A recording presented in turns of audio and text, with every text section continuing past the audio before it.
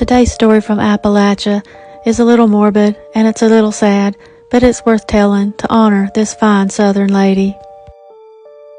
She was known as the Sunshine Lady. This story takes place in Hendersonville, North Carolina, or as we call it, Hendersonville or Hooterville. Lilia Hansel was born in 1861 in Charlotte to a well-to-do family. In fact, their family were the ones that founded Davidson College. Lilia married Judge Charles Hansel and they lived in Georgia until she developed tuberculosis in her early 50s. They moved to Hendersonville because of the climate and because of all the breathing porches where you could sit and breathe in the clean mountain air. Lilia became afraid of going through eternity in total darkness, and she begged her husband, "Don't let them bury me in the cold ground. Lay me where the sun will shine on me all day long." And she didn't want to be embalmed either. Lilia succumbed to TB in 1915 at the age of only 54, but her husband honored her wishes and built her a vault above the ground.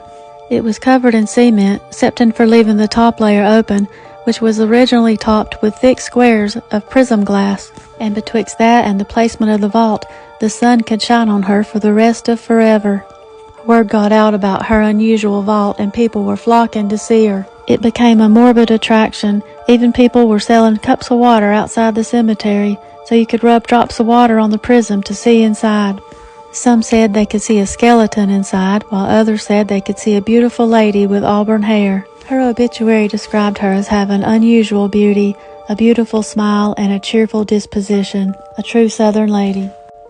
It was also said as the pine trees grew and cast shade over her tomb, that her skeleton turned on its side facing away from the shadows that were falling over her. By 1937, management at the cemetery got tired of all this nonsense and had the vault completely covered in concrete.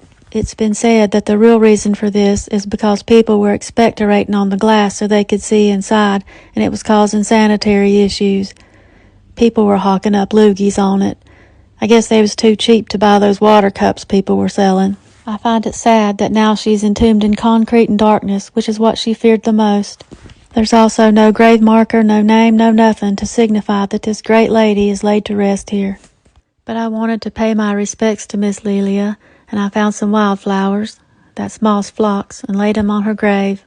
It was a bit windy, so I stuck 'em in this little spot. Rest in peace, Miss Lilia, and may your vibrant spirit live on, and may you always be known as the Sunshine Lady. The end.